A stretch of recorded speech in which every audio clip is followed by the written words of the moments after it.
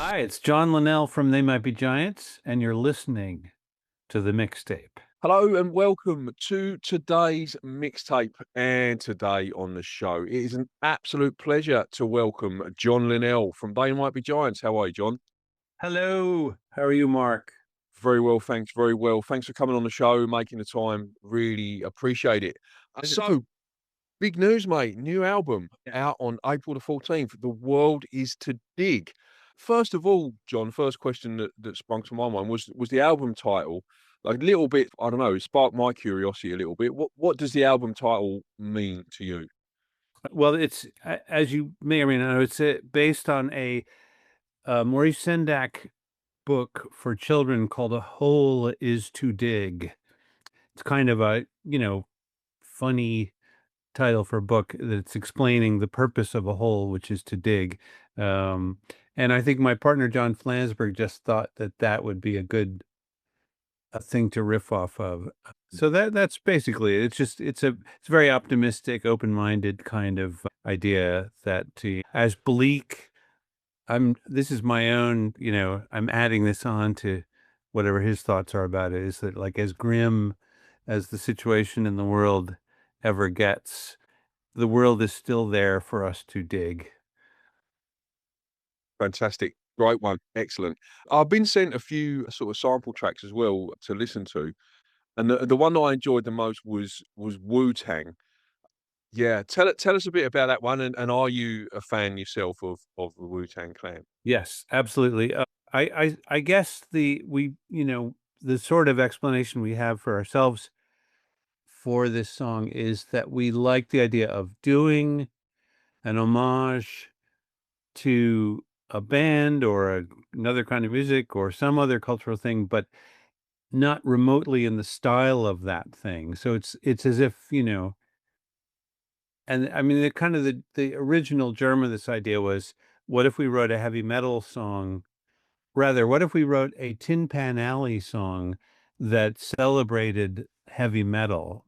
That would be an example, like an old-timey kind of pre-war song that was about how great heavy metal was. So that was like the first draft, and then Wu-Tang is kind of the final product of that idea. I'm a fan myself. Are you familiar with the story of the album, the CD that they put out, the one copy of the Yes. album that they make? Oh man, Yes. that's one of the Martin, greatest stories Martin ever. Martin Shkreli, purchased it, and then he had all kinds of legal trouble, so he had to forfeit it, I guess, at some point. Yeah, I think Uh, the story goes that so for anyone who's unfamiliar, Wu-Tang Clan put out an album. I believe it was called Once Upon a Time in Shaolin. I think it was something along those lines. mhm. And they put out one copy of this album, and it sold for I think $1 million or $2 million or something like that to the guy, the CEO of the pharmaceutical company. He was subsequently arrested, and I think he had his assets seized by the FBI, and then they sold it um, themselves to some non-fungible token type, I don't know, company. But the best thing about that story that I heard, and I so wished it was true, and I suspected it might not be true when I first heard it, but I really wanted it to be true, was written in the contract for the sale of that album was that the Wu-Tang Clan, accompanied by Bill Murray, had one opportunity to perform a caper or heist to steal back the album from from the guy, and I really wanted that to be true, but it I wasn't don't true, unfortunately. I have to say, like, I don't even understand how that works because obviously everything that's recorded is infinitely reproducible. So the Mm. problem then is, what does it mean to own the only copy of something nowadays? In fact, is there even an object? And yeah, how does that work? It's a little bit like, as you mentioned, the concept of the non-fungible token is similarly like, what are we talking about here? Yeah. I think from the band's point of view, it was kind of they were trying to make a statement on the value of music and how it had been devalued through sort of Uh-huh. streaming sites and things like that. I think that's what the sort of point they were trying to make with that Mhm. album.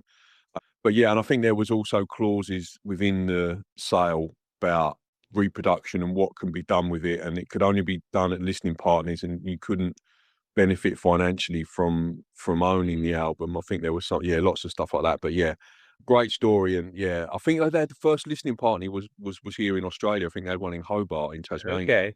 Do you know, Yeah. as far as you know, what was it ever bootlegged, this album? So I've read that Martin himself has made copies and That- he's streamed them on Twitter, and that didn't go down very well. I think there were yeah. legal repercussions around that as well, as if he's not in enough bother as it is. Seems like a deeply unscrupulous person, and Absolutely. running for top villain of the universe, I think, 'cause it sounds Yeah, I like. think once the band found out who had bought it, because they didn't know initially, I think they tried to cancel the sale once they Uh, knew who he was, yeah. but it was too late. Great story, fantastic. It's your 24th studio album, John. Is that right? Am I right in saying that? I think that sounds correct. It sort of depends on how you count the records, Yeah. because we've made, I mean, there's loads of compilations, and we've made records for kids, and it's sort of Mm. up to you to decide whether those count, any of those count. Yeah. But yeah, I mean, the main thing is we put out albums, you know, more or less every other year for since 1986 now. So that's 40 years, Yeah, it's all a blur to me, but and I'll leave it to someone else to do the counting, you know. Over that time, John, and over those years, how has your so first of all, on this album, how was your songwriting process with John and the creative process? And has that process changed or evolved at all over the last sort of 20 odd albums, 40 odd years? Yes, well, it has certainly. The technology has changed, Mm. and then it's a little bit harder for us maybe to nail down the ways in which we've evolved. I mean, there's sort of obvious things that happened in the beginning where we began as a duo and we were recording sort of as though we were in a laboratory kind of thing. It's just the two of us uh, creating sounds in a studio. And that gradually moved towards more and more towards having other musicians. And then about 10 years into the project, we became a band with a drummer and a bass player and everything, sort of more ordinary kind of rock band setup. But even following that, we've continued to try to come up with interesting ways of recording and not just have it be a straight, recording of the combo. We bring in other musicians and we overdub various odds and ends, and so we've retained some of that method.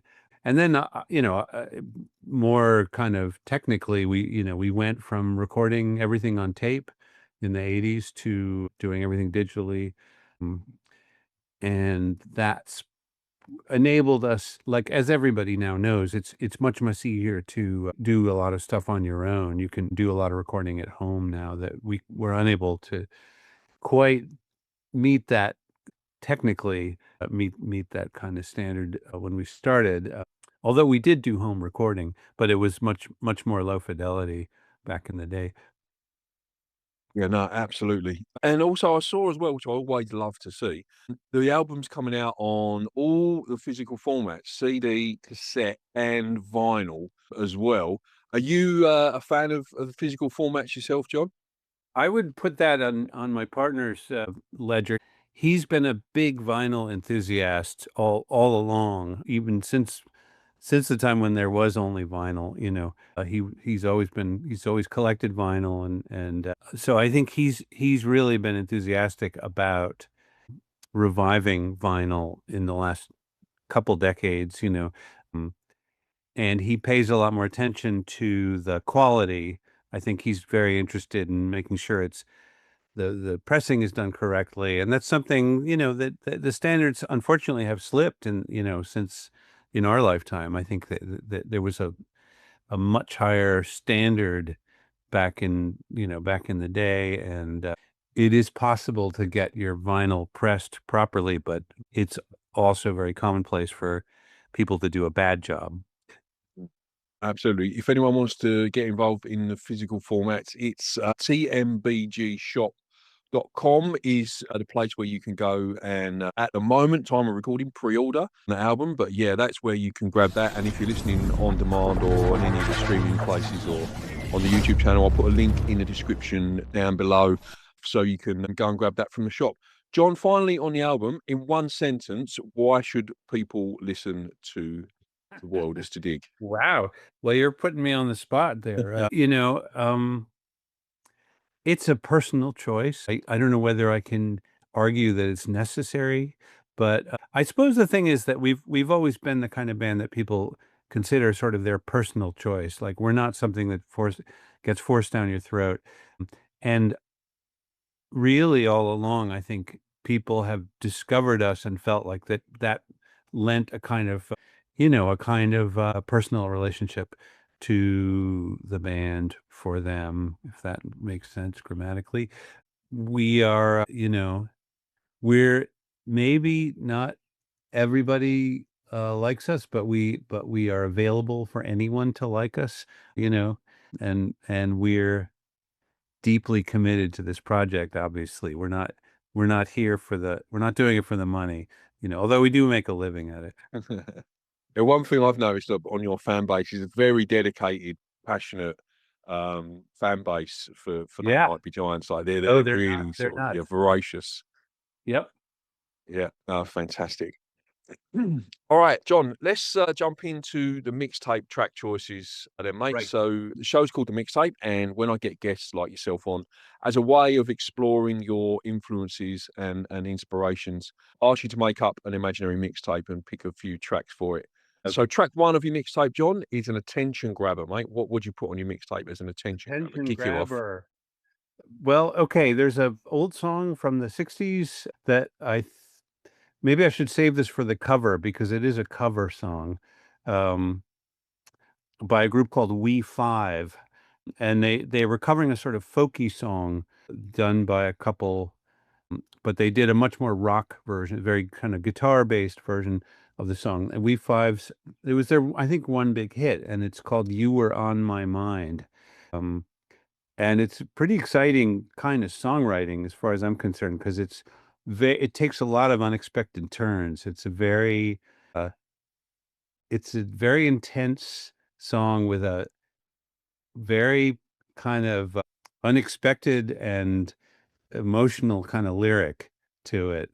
I don't know what else to say about it except I'm still like fascinated by it. I think it's just a really, really interesting song. Excellent, excellent choice to kick it off with, John. And track two of your mixtape is what's a song you sing in the car or the shower? Okay. Well, this is another old song. I'm probably gonna be focusing on the, '60s too much, but, it's, now what's the name of the guy? Paul, maybe he was the singer, who did Pretty Flamingo.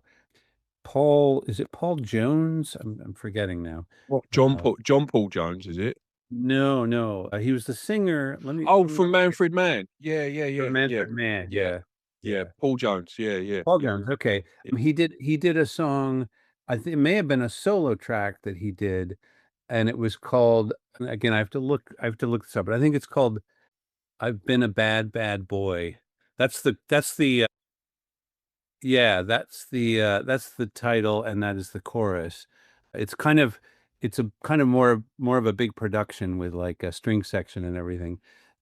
And it's part of some movie that he was in that I think kinda sank like a stone. I don't think it was a super popular movie, but, anyway, I've been a bad, bad boy, Paul Jones. I sing that in the shower. I literally do sing that one in the shower. Excellent choice, mate. I don't think he does anymore. He's retired or maybe even passed away. But for a long, long time, he had a long running blues show on, I think, Radio 2. It Uh-huh. used to be a late night show. And I used to love listening to that show. It was fantastic. Alright. Really Yep. mean harmonica player as well, if I remember Cool. rightly. Yeah, fantastic choice, mate. Track three, John. What's your favourite cover version? Favorite cover? Um, ooh, boy, to think about this.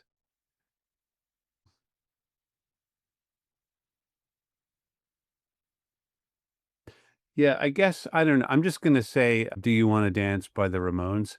that was another song that was very popular in the 60s, and the Ramones did their own version, and it's their version is very cool.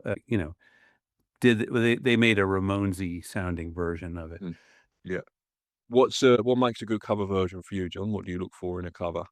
Not being too slavishly adhering to the original, and bringing something to the uh to the version. Otherwise, what's the point, kind of thing, Yeah, I guess. absolutely, absolutely. Track 4, John, what is a song you would like to play to your 18-year-old self if you could? uh Well, this might be a little bit random, but so the guys who were formed the band the DBs, Chris Stamey and Peter Holsapple were the two songwriters in that band, and they did a kind of a duo project in the '90s, and I think they co-wrote this song called Angels. It's just it's a jangly pop song by Chris Stamey and Peter Holsapple, and it's got a very cool lyric.